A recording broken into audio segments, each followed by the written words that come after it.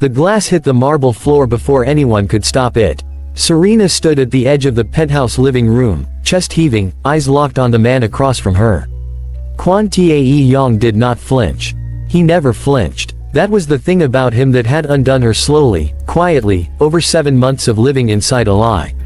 He simply stood there, tall and still, holding a single photograph between 2 fingers like it was evidence at a trial. And in a way, it was. "Tell me who you are," he said. Not loud, not broken, just precise, like a blade finding the exact right place. Serena did not look away. "You already know. I want to hear it from you." She exhaled. The city of Seoul glittered 32 floors below them, indifferent and enormous. She thought about running. She had always been good at running. But something in her feet refused. "My name is Serena Caldwell," she said. "And I came here to destroy your family." To understand what she meant, you have to go back 11 years. You have to go back to a row house in Pittsburgh, Pennsylvania, where a woman named Diane Caldwell sat at a kitchen table surrounded by legal documents she could barely afford to have printed. Diane had built something real. A community pharmaceutical cooperative called Clearpath, one of the only black-owned medical supply networks in the state, serving low-income families across 4 counties. She had spent 19 years building it from a folding table in a church basement into a legitimate operation with contracts, staff, and a building she owned outright. Then the Kwon Group arrived. Serena was 23 when it started. She watched her mother receive the first letter. A Korean conglomerate with subsidiaries across North America had identified Clearpath as an acquisition target. Her mother said no. The letters kept coming. Then the lawsuits started. Contract interference. Intellectual property claims so absurd they bordered on fiction. But the Kwon Group had 40 lawyers and Diane Caldwell had 1. They buried her in paperwork. Froze her operating accounts through a disputed escrow claim. Cut off her supplier contracts by threatening the distributors. "Mama, they're just trying to tire you out," Serena told her one night. Diane looked at her across that same kitchen table and said, "Then they picked the wrong woman." But she was wrong about that. The fight lasted 3 years. Clearpath collapsed in the 2nd year. The building was liquidated in the 3rd. Diane Caldwell had a stroke 4 months after the final judgment. She never fully recovered. She died on a Tuesday in November, in a hospital bed, with Serena holding her hand and a legal bill on the nightstand that would follow Serena for the next 4 years. There was no justice. There was no accountability. The Kwon Group absorbed what remained of Clearpath's distribution network, rebranded it, and moved on. The name Kwon Tae-yang appeared in a trade publication 6 months later as the newly appointed head of the group's North American acquisitions division. He was 29. The article called him a rising force in cross-border corporate strategy.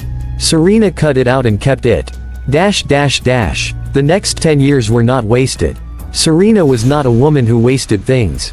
She put herself through a forensic accounting program, then a 2nd certification in international financial compliance. She took jobs that gave her access, not comfort. She built a network of contacts inside financial crimes investigation units across 3 countries. She learned how the Kwon Group moved money, structured acquisitions, buried liability. She learned everything about them. And at the center of every trail she followed, every shell company she traced, every fraudulent escrow arrangement she untangled, the same signature kept appearing. Kwon Tae-yang. She did not hate him the way people expect hate to look. It was not hot or loud. It was architectural. She had built her entire adult life around a single purpose, and that purpose had his name on it. When her contact inside Seoul flagged that the Kwon Group heir was seeking a discreet contract marriage to stabilize a shareholder vote, Serena did not hesitate. She applied through a proxy identity. Clean credentials. A fabricated consulting background. She was selected from a shortlist of 4. They met once before the papers were signed. A private lunch in a restaurant that had no menu, only courses that arrived silently. Tae-yang barely spoke. He was taller than she expected, quieter than she expected, and he looked at her with eyes that gave nothing away. She had prepared for arrogance. She had not prepared for absence. He seemed like a man who had already said goodbye to something he hadn't told anyone about yet. She told herself it didn't matter. The ceremony was small. 7 people in a room. Serena signed her name next to his and thought about her mother's kitchen table. She was inside the house now. The last door was finally open. 3 months passed, then 4, then 5. During the days she moved through the Kwon Group's financial infrastructure like water through cracks, invisible and patient, feeding encrypted files to her contacts at the International Crimes Unit. During the nights something else was happening that she had not budgeted for. Tae-yang did not live like a man who enjoyed his empire. He lived like someone serving a sentence inside it. He had no close friends. His family spoke to him in boardrooms and nowhere else. He ate alone most nights, often standing over the kitchen counter reading documents, sometimes not eating at all. One evening she came downstairs at midnight and found him at the dining table surrounded by a different kind of document. Not financial reports, internal historical records, acquisition files. She recognized the format immediately because she had been reading the same kind of files for a decade. "What are you looking for?" she asked. He looked up. For a moment neither of them spoke. Then he said, "Proof that what my father built was built wrong. I've known it for years. I just don't have all of it yet." Serena stood very still. "Why does it matter to you?" "Because my grandmother ran a small textile cooperative in Busan for 30 years. My father's company absorbed it in a hostile acquisition when I was 15. She never recovered from it. I watched her spend the last years of her life confused about why the thing she built had been taken apart." He paused. "I promised her I would fix it. I haven't figured out how yet." Serena did not sleep that night. She told herself he could be lying. She told herself it was a performance, a coincidence, a trap. She went back to her files and looked for inconsistencies in his story. She found none. What she found instead was a private account he had been using to send anonymous donations to small community development organizations across the United States and South Korea. Clearpath was not on the list. But 3 organizations just like it were. The lie she was living began to feel like it had weight she had not accounted for.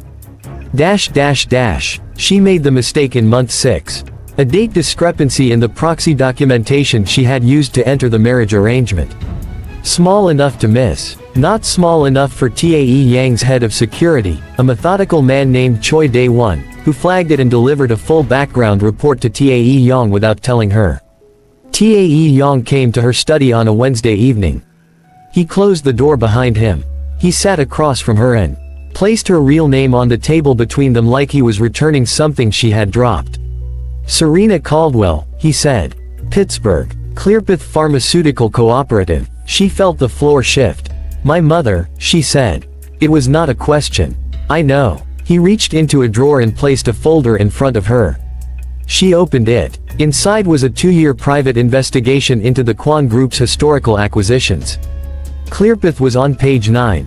Highlighted, with her mother's name written in his handwriting in the margin, followed by a single word, restitution. Serena stared at the page for a long time. When she looked up her eyes were wet and she was furious about that, furious at herself for cracking in front of him. "How long have you had this?" she asked. 2 years. And you did nothing. I've been building a case from inside a company where every wall has a camera and every ally has a price. I needed external documentation I didn't have access to. He looked at her steadily. Until now, the silence between them was enormous. She wanted to be cold. She had trained herself to be cold. But something about the way he said "until now," like he had been waiting for her, like she had arrived rather than infiltrated, broke something open that she had kept sealed for 11 years. "I came here to take everything from you," she said. "I know," he said. "Are you still going to?" She didn't answer.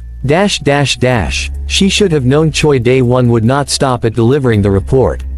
He served the board, not Tae-yang, and the board had been waiting 2 years for a weapon to use against the heir who kept asking inconvenient questions about the company's past. Within 48 hours, Serena's false identity was leaked to the board's legal team. Tae-yang was summoned to an emergency shareholder session. His father, Kwon Byung-chul, sat at the head of the table and used the words fraud, deception, and liability with the calm satisfaction of a man completing a move he had been planning for a long time. Serena watched it happen through a live feed on her phone, standing in the penthouse. When the screen went dark she understood that everything was accelerating, and that she had maybe hours before the board's legal team locked the servers. She called her contact at the International Financial Crimes Unit. "It's time," she said. "We need 48 hours," he said. "You have 12. She went to the study and began transferring files. 7 months of forensic architecture. Shell company maps. Escrow fraud documentation going back 14 years.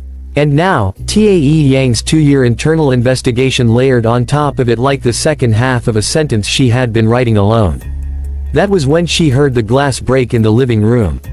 She walked out and found him standing there, the photograph in his hand, the shattered tumbler on the floor. He had come home from the board meeting and gone straight to the shelf where she kept the one personal photograph she had allowed herself, a picture of her and her mother outside the Clearpath building the day it opened, and he had taken it down and held it, and somewhere between the boardroom and the penthouse something in him had finally fractured. Was it ever real? He asked. Any of it? Serena looked at him for a long time. The city burned quietly behind him. She thought about her mother's hands signing paperwork she could not afford. She thought about a textile cooperative in Busan and an old woman who never understood why her life's work had been disassembled. She thought about 2 people who had been circling the same wound from opposite sides for years and somehow ended up in the same room. It started as revenge, she said. I don't know what it is now.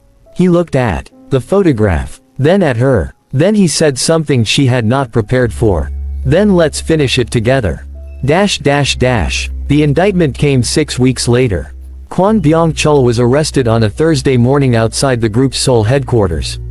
The charges covered 14 years of acquisition fraud across 7 countries. Clearpath was in the filing. Her mother's name was in the filing. Serena sat in a quiet office in Seoul and read it 3 times. The Kwon Group was placed under court-supervised restructuring. Tae Yang lost the empire. He had known he would. He told Serena later that the day he started the folder was the day he accepted that outcome. They were not in a penthouse anymore. They were not performing anything for anyone. Serena looked at him across a small table in a place that had nothing to prove and said, I spent 11 years building a door to walk through. I didn't expect someone to already be standing on the other side of it. He said, neither did I.